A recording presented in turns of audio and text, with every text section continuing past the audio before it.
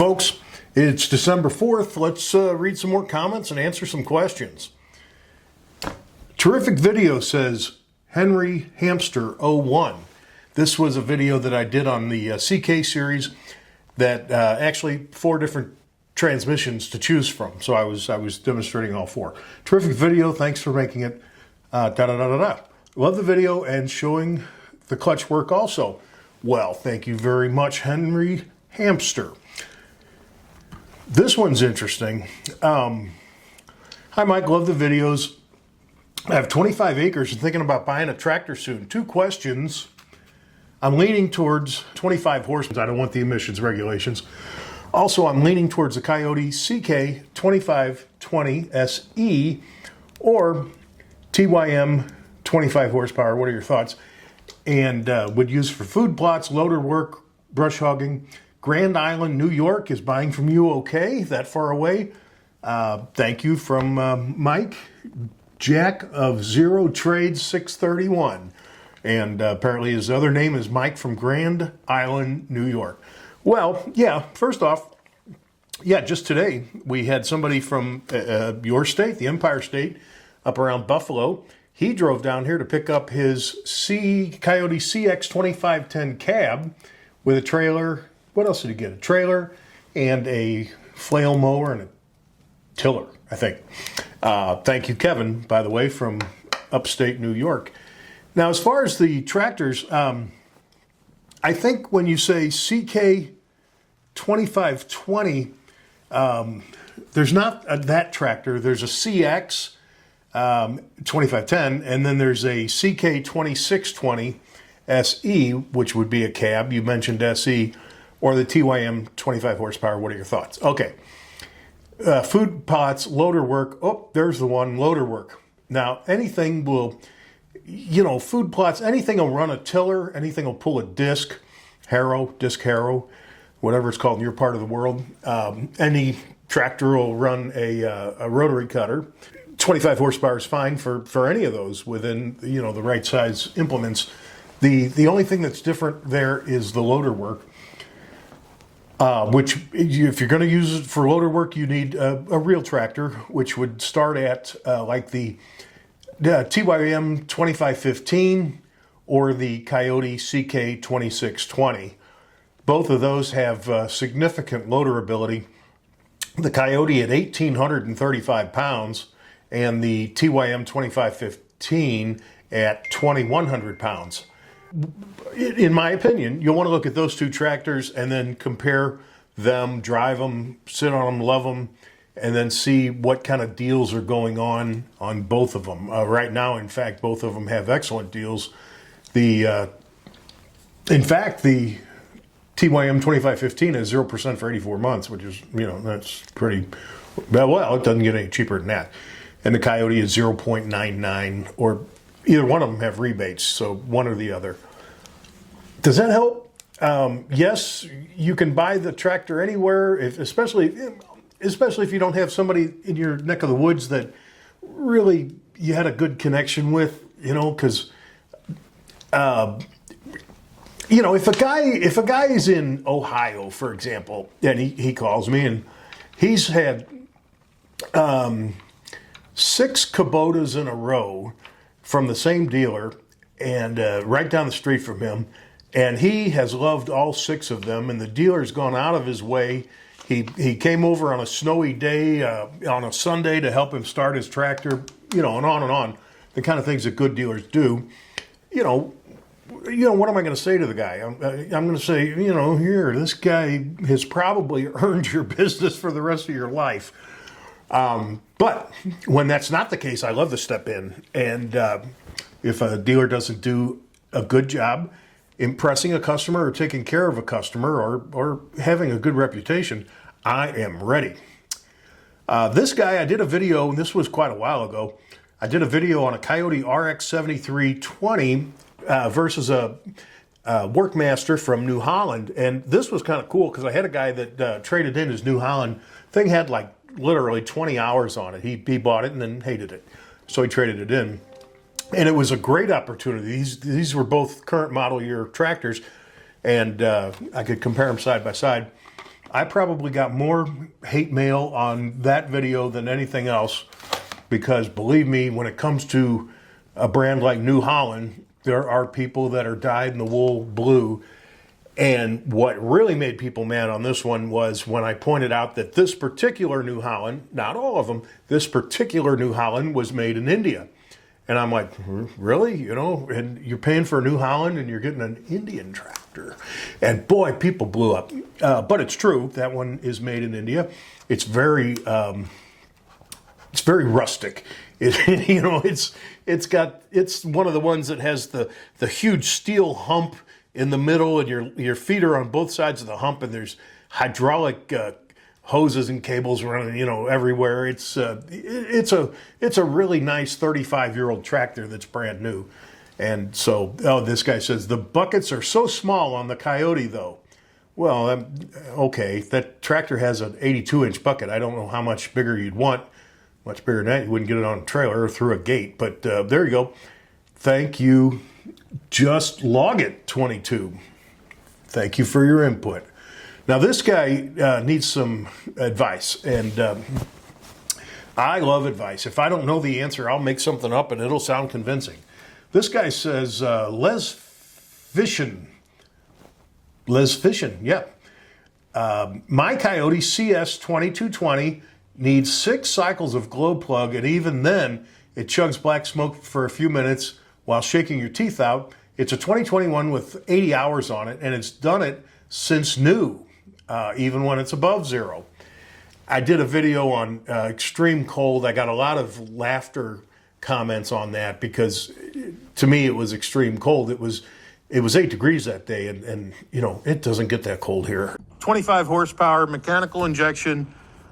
I turn the key, let the glow plug cycle. If it's extremely cold like this, you may even turn it off, turn the glow plugs back on and let it cycle again.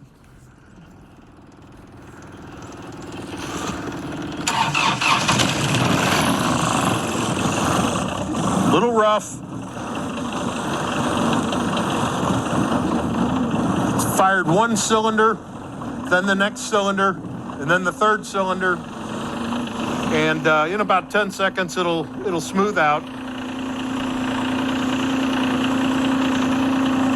Just like that. So it was a great day for me to start some tractors and give some suggestions.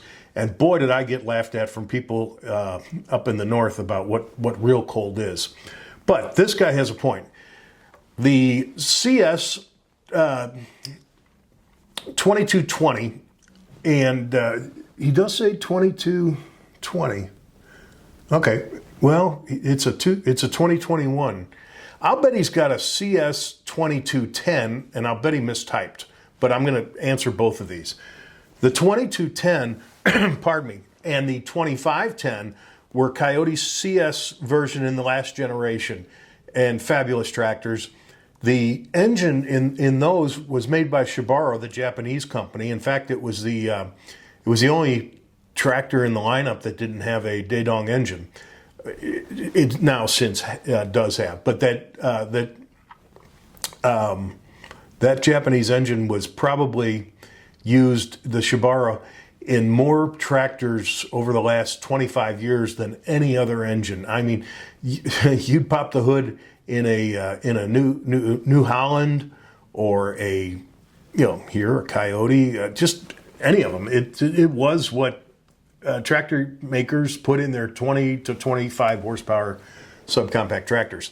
And yes, and when it starts, it is a mechanically injected system, not a modern common rail diesel. So when it starts, it could be August. When it starts, it's going to give this puff of black, glorious smoke. And the way those engines start is you cycle the glow plug and it heats up the first injection, the first compression chamber, and when it catches, the heat. These don't have spark plugs. They piston goes up, compresses the fuel and air, which causes great heat, causes an explosion, and the cycle happens again. It's a three-cylinder engine. The first one does that, and with any luck, and then the second one goes, and then the third one goes, and it's, he's right, it's shaking your teeth out, and then it smooths out. That's the way every CS 2210 and CS 2510 started, period. And it was, people would go, but it was nature of the beast in a engine that was probably 25 years old, and a great engine, probably no reason to change it. But yes, nature of the beast. Now, having to cycle it 6 times, no, that's not cool. The CS was always in really, really cold weather. The 2210 and 2510 were, as you said, they smoked and they were noisy, but they did start. So I don't know why your tractor is not starting. And if it was mostly in the cold, I would look at my fuel supply and make sure that I'm not getting any icing inside the injectors. I'd also want to talk to my dealer at that point. But 6 cycles of glow plug, And plus, that's not good on the glow plugs. I mean, those glow plugs will wear out 6 times faster. So that's probably not cool, and it really shouldn't do that. Now I don't know where this person is. He could be in north on the Arctic Circle, but even there, I think the tractor would start without 6 cycles. So check your fuel supply, make sure it's treated, and for de-icing, make sure there's no water in it, and then have a dealer check out the tractor. With 80 hours, it's probably still under warranty, 2021. And lastly, I like this one. This is Scuba Traveler 100. Larry, a lot of people call me Larry, and that's cool. In fact, I've been called much worse. Larry, longtime follower, first time for a question. You suggested your suggestions for a TYM model that has 40 horsepower, cab, mid-PTO, hydrostat, will be used in the Upper Peninsula of Michigan. Jesus, I would imagine, never been there, cold, and it snow. In fact, for snow blowing, 10 feet of snow per year. I can't imagine. I don't like 2 inches of snow. Well, anyway, forest and gravel work in spring and summer. Sounds like a beautiful place. All kidding aside, other than the snow, it sounds like paradise. I'm sure it's extremely beautiful. We're going to use a chipper, log work, grapple, and you get the idea. So the tractor must be stout. I agree. I'm a large guy, so the biggest cab available would be a huge plus. Thank you for your videos. Okay, there's 100 tractors, and I'm probably like there. There's 100 tractors in the 40 plus horsepower, that 40 to 55 range in cabs or open stations or whatever. And this man mentioned TYM, so let's talk TYM. TYM has 2 tractors, both with 48 horsepower. They have the T474 and the T494, and both of them have 48 horsepower, 4-cylinder Kukje engines, which are stellar. And but they are night and day different. The 474 is a compact tractor. It is the size of a large compact, if you're familiar with Coyotes, like a Coyote CK3510. A Kubota, 3101, 2501, I'm naming it wrong. Whatever the tractor is that weighs about 4,000 pounds, tractor and loader. And it's cool. And that tractor is great for somebody that wants a compact tractor with a boatload of horsepower to run a large cutter or something like that. Very cool. And it's great. The also in 48 horsepower would be the 494. That tractor is completely different. It shares its family of tractors is the 494 and the 574, which is 55 horsepower. Same tractor, same engine, tuned to get a few more horsepower. And these things are beastly. They've got the large frames. The loaders have subframes that go to the rear axle. Everything on these is heavy and built, cast iron and steel. And it's a big tractor. I too am a big guy, although I don't know, that's relative. You're probably smaller than me, but you could be larger, so I don't really know. But the 494 574 family does have a very big cab, and the controls are laid out mostly on the dash, which, if you think about it, is kind of cool because it gives you more room, especially if you fold the armrests up. Pardon me again. And I really like that series of tractor, 494 574, and Mr. Scuba Traveler 100. You're going to want to look at both of them. I like the 494 574. Probably sell equal amounts of both, but what is it, $1,500? Give me $1 or $2 to be wrong. It might be worth considering. Just doing logger work, skidder work. He says, which is felling a tree and pulling it out of the woods. Now we don't have, our trees here aren't as big as the trees up there. There's probably old growth forest up there, so horsepower is your friend. And so that's what I would say to the Gentleman Scuba Traveler 100 in the Upper Peninsula of Michigan. Well, ask me more questions and comments, whatever. This is kind of cool. If you're digging this, I sure am. Thank you for watching, and don't forget to subscribe.